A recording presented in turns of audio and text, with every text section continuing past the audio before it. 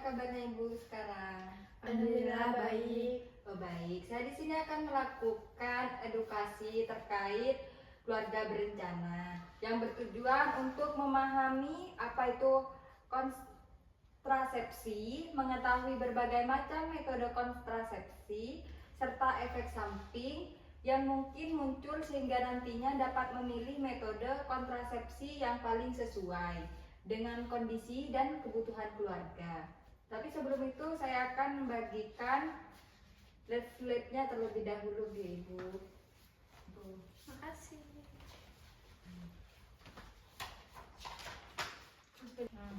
Di sini saya akan menjelaskan apa sih itu KB. Jadi KB itu keluarga berencana untuk mengatur jumlah dan jarak kehamilan dengan menggunakan metode kontrasepsi sehingga tercipta keluarga yang sehat, bahagia dan sejahtera. Di sini ada macam-macam KB. Yang pertama itu ada pil KB. Pil yang diminum setiap hari untuk mencegah kehamilan. Kelebihannya itu untuk mudah digunakan, efektif jika diminum teratur, kemudian dapat mengatur siklus menstruasi.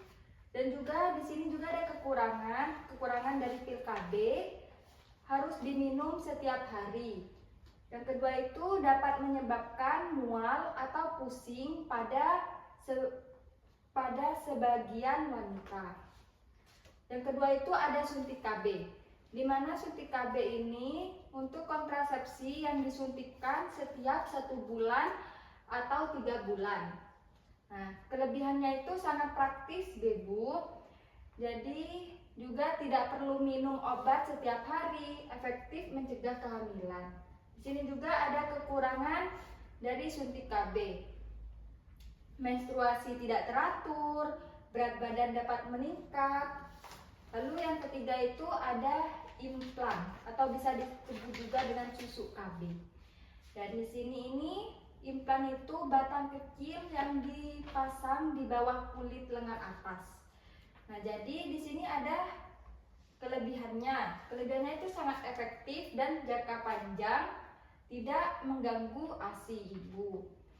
Masa kerjanya itu 3 sampai 5 tahun, Bu. Untuk kekurangannya itu ada perubahan pola menstruasi, harus dipasang dan dilepas oleh tenaga kesehatan. Kemudian yang keempat ini ada IUD, di mana ini alat kecil yang dipasang di dalam rahim. Biasanya digunakan masa kerjanya itu 5 sampai 10 tahun, Bu. Untuk kelebihannya itu efektif jangka panjang, tidak perlu mengingat jadwal penggunaannya. Untuk kekurangannya itu harus dipasang oleh tenaga kesehatan dan juga dapat menyebabkan nyeri atau perdarahan ringan setelah pemasangan. Kemudian di sini ada kondom, di mana kondom ini alat kontrasepsi yang digunakan pria saat berhubungan seksual. Untuk kelebihannya ini mudah diperoleh ya Bu, dan untuk melindungi dari infeksi menular seksual. Untuk kekurangannya harus digunakan setiap berhubungan seksual, kemudian dapat sobek jika digunakan tidak benar. Lalu yang keenam ini ada kontrasepsi darurat. Nah, di sini kontrasepsi darurat digunakan setelah hubungan seksual yang beresiko menyebabkan kehamilan. Untuk kelebihannya dapat mencegah kehamilan setelah hubungan seksual. Untuk kekurangannya bukan untuk penggunaan rutin dan juga efektivitas menurun jika diminum terlambat. Kemudian di sini yang ketujuh ada tubektomi, di mana tubektomi ini untuk operasi penutupan saluran tuba pada wanita. Untuk kelebihannya ini sangat permanen dan juga sangat efektif. Untuk kekurangannya memerlukan tindakan operasi dan juga sulit dikembalikan seperti semula. Lalu ini yang terakhir ada vasektomi, di mana operasi pemotongan atau penutupan saluran sperma pada pria. Kelebihannya ini permanen Bu, aman dan efektif. Untuk kekurangannya memerlukan tindakan medis dan juga tidak langsung efektif setelah operasi. Baik Ibu, apakah Ibu sudah paham apa yang sudah saya jelaskan? Sudah. Jadi di sini siapa sih yang boleh menggunakan KB? Jadi di sini yang boleh menggunakan KB itu yang pertama itu pasangan yang subur, ibu setelah melahirkan sesuai anjuran tenaga kesehatan.